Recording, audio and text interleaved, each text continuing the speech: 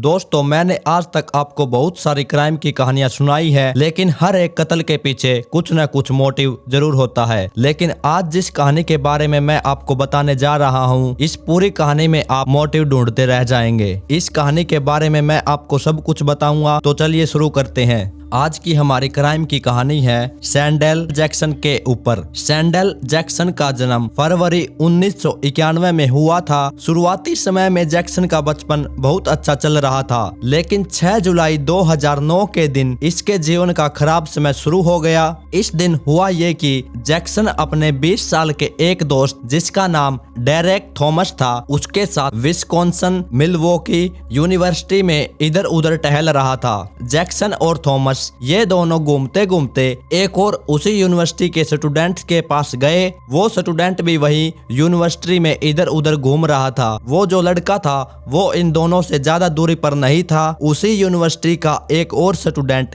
21 साल का, जिसका नाम था नॉथन पोर्टरल, वही इन दोनों के दाएं बाएं ही मौजूद था। ये नाथन उस समय उसी यूनिवर्सिटी में काफी इंटेलिजेंट स्टूडेंट था। नाथन बहुत टैलेंटेड स्टूडेंट था। वह अपने दोस्तों और अपने परिवार से बहुत प्यार करता था और अभी तो इसके आगे का पूरा जीवन पड़ा था। लेकिन जब ये नाथन घूमते घूमते सैंडल और थॉमस के पास आया तो नाथन हमेशा के लिए ही बदल गया। तो क्या हुआ था नाथन के साथ, मैं आपको बताऊं कि असल में हुआ ये था कि इन दोनों ने, यानी सैंडल और डेरेक ने नाथन को लूटने की योजना बनाई। इन दोनों ने नाथन को बंदूक की नोक पर पकड़ लिया और नाथन से मांग की कि वह अपने सारे पैसे सौंप दे। लेकिन जब नाथन ने जोर देकर कहा कि मेरे पास तो कुछ भी नहीं है, नाथन की ये बात सुनकर सैंडल को उस पर इतना गुस्सा आया कि उसने उसे गोली मार दी। और फिर गोली चलने की आवाज से वही यूनिवर्सिटी में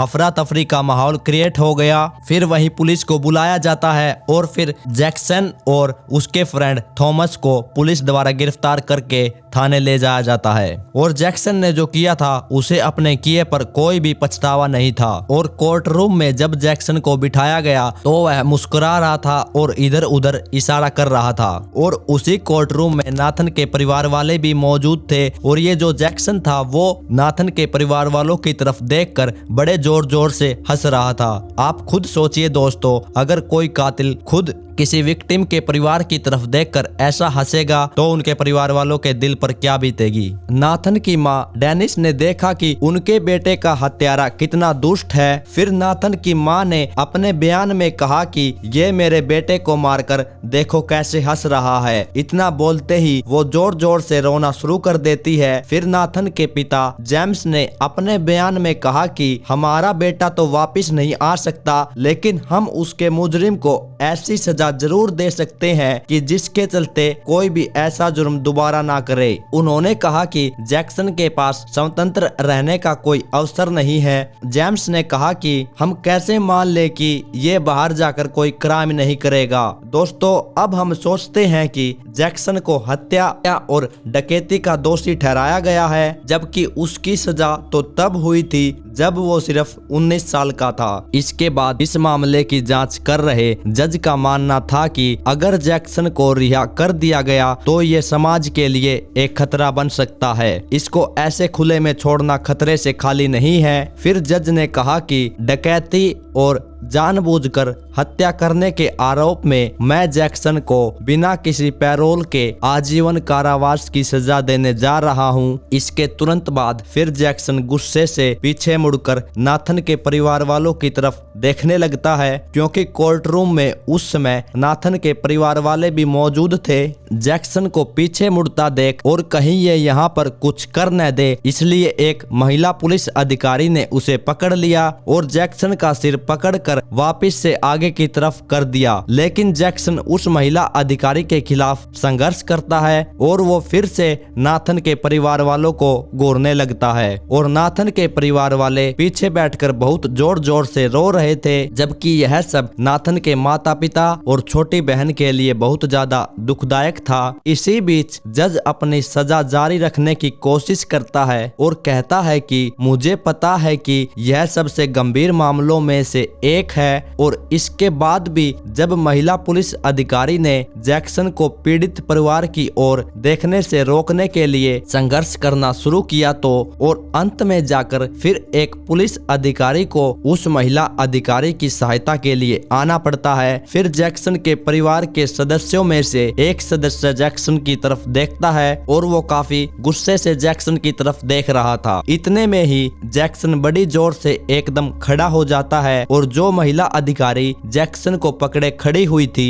वो एकदम से नीचे गिर जाती है और फिर दो और पुलिस अधिकारी आ जाते हैं और जैक्सन उन दो अधिकारियों के खिलाफ भी लड़ना शुरू कर देता है। फिर एक वकील उन दो पुलिस अधिकारियों की मदद करने के लिए आगे आता है, जो फिलहाल आप इस वक्त देख रहे हैं। जैक्सन इतना अधिक संघर्ष कर रहा था अपने आप को छुड़वाने के लिए कि उसके सामने रखी लकड़ी की मेज को अन्य पुलिस अधिकारियों की मदद से वो दूर धकेल देता है। फिर पुलिस के कुछ अधिकारी कुछ स्प्रे वगैरह लेकर आते हैं और फिर वे उस स्प्रे की मदद से जैक्सन को जमीन पर गिराने में कामयाब हो जाते हैं। यह सब देखकर नाथन के परिवार वाले बहुत रो रहे थे क्योंकि उनके बेटे का कातिल कोर्ट रूम में ऐसी हरकतें कर रहा था। फिर पुलिस अधिकारी जैक्सन को खड़ा करके जल्दी से हथकड़ी लगा देते हैं और उसे कोर्ट रूम से बाहर निकाल कर ले जाते हैं। लेकिन जाते जाते भी जैक्सन लड़ना जारी रखता है। फिर जैक्सन को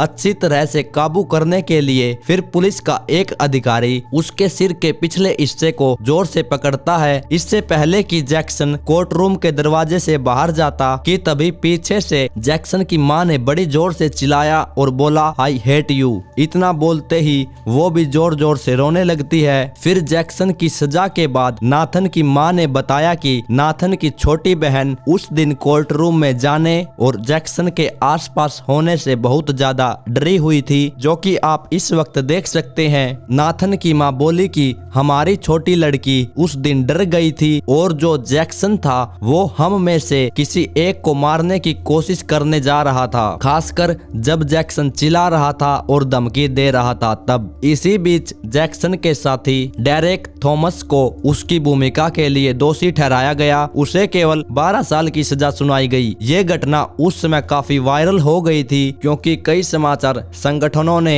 इसे कवर किया था। जैक्सन ने जो कुछ भी किया था उसके बावजूद भी वहां के लोग जो थे वे मानते थे कि जैक्सन को काफी ज्यादा सजा दे दी गई है। बल्कि कुछ लोगों का कहना यह भी था कि कम उम्र के चलते जैक्सन को कम सजा देनी चाहिए थी। फिर अंत में जैक्सन की मां से जब पूछा गया तो उसने सिर्फ एक ही बात कही कि मेरा बेटा राक्षस नहीं है। जैक्सन जो है वो अभी भी अपनी सजा काट रहा है। तो दोस्तों यही कहानी थी आज की। उम्मीद है कि आपको ये कहानी पसंद आई होगी। अगर आपको ऐसी कहानियां सुनना पसंद है तो प्लीज आप इस चैनल को लाइक और सब्सक्राइब जरूर कर लीजिए और उस बेल आइकन को भी दबा दीजिए। जल्द ही मिलेंगे एक और नई वीडियो के साथ।